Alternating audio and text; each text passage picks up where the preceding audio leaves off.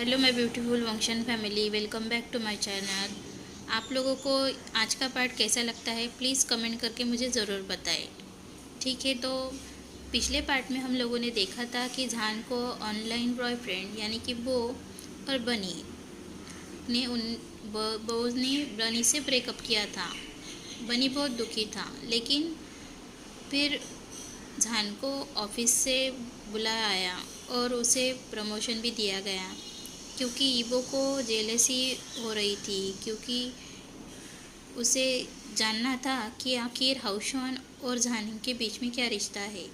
इसलिए उसने जान को फिर से ऑफिस में बुलाया और उसे प्रमोशन भी दिया, यहाँ तक कि उसे अपना पीए बना दिया। और आगे वो उसे एक डिज़ाइनर कपड़े लेने के लिए अपने साथ ले गया।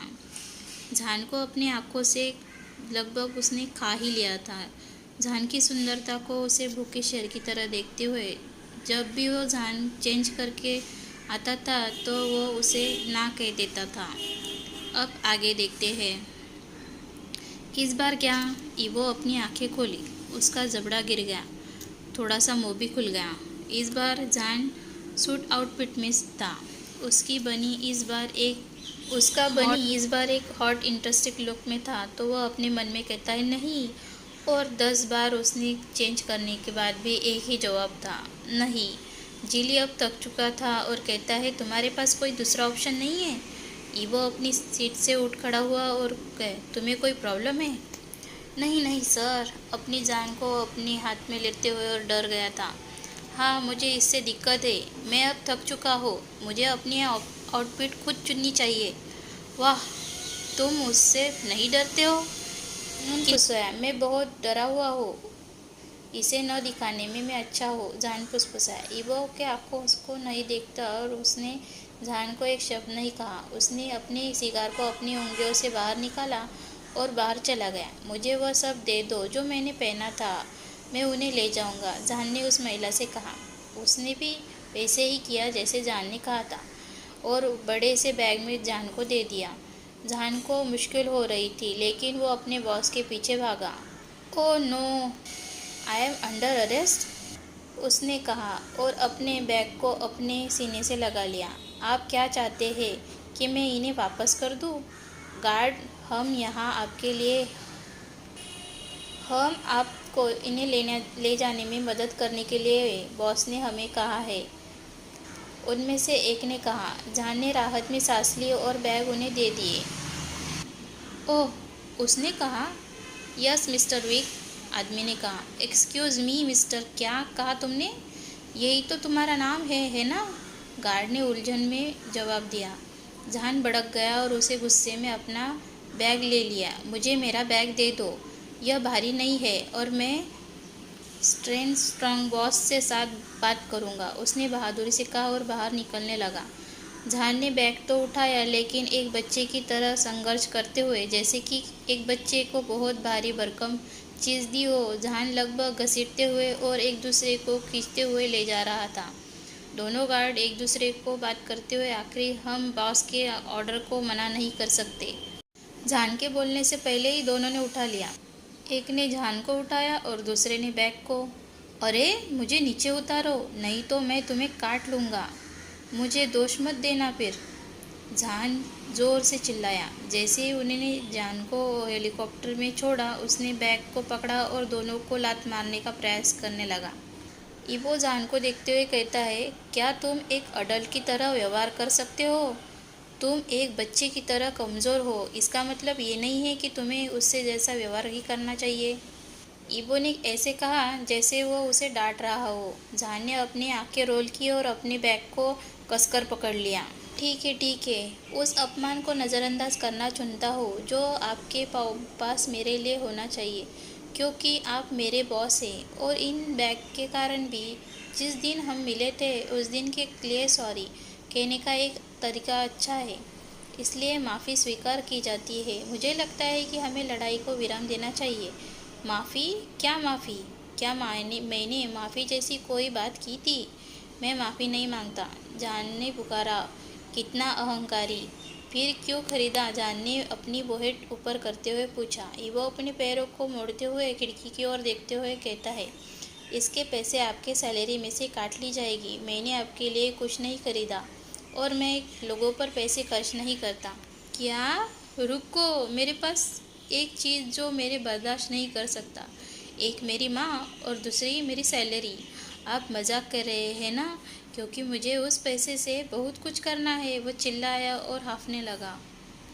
मैंने अपने बॉस पर चिल्लाया। उसने अपने हाथों से अपने मुंह को ढक लिया। आई एम सॉरी, मुझे समझ नहीं आया। क्या मैं तुम्हें जोकर लगता हूँ? ईवो ने उसकी माफ़ी को नज़रअंदाज करते हुए कहा। आप माफ़ी मांगते भी तो कौन परवाह करता है? जान अपने गुस्से को शांत करते हुए कहता है, अगर आप मुझे भुगतान नहीं कर देंगे तो मैं रिज़ाइन कर दूंगा। वैसे भी आप इसमें करने के लिए अच्छे हैं। फाइन। जान जान बोला और अपनी खिड़की से बाहर देखने लगा। उसने हाथ अपनी छाती के नीचे मोड़ गए। पहले मेरी माँ का अपमान किया और जैसे मैंने सोचा कि हम मिल गए, लेकिन ये डेविल।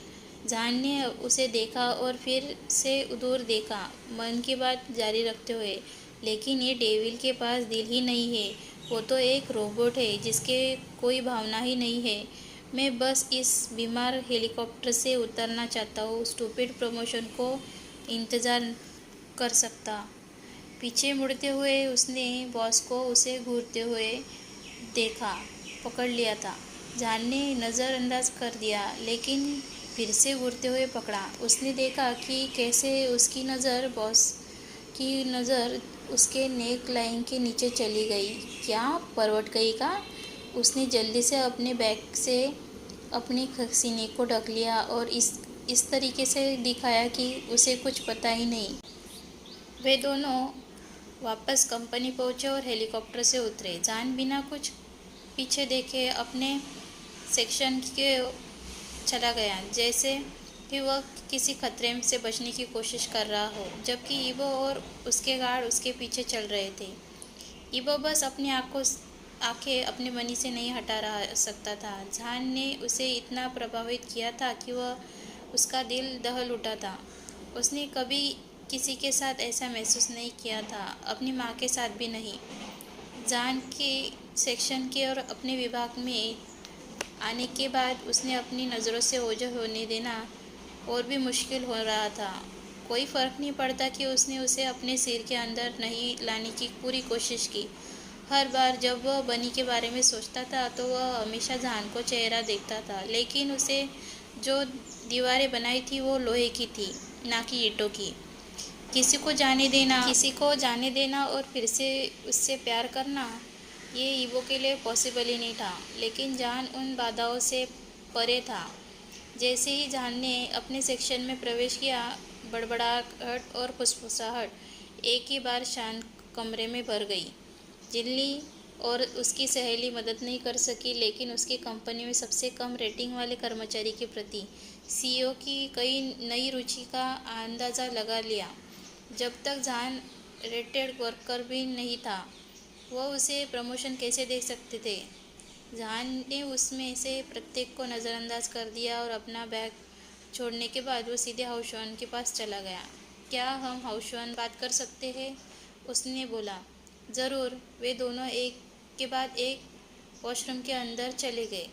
अन्य कर्मचारी भी वो जानने के लिए उत्सुक थे कि बैग में क्या है, लेकिन कमरे में और कंपनी के नियम उन्हें किसी भी अन्य कर्मचारी के निजी सामान को हाथ लगाने के लिए नहीं देते।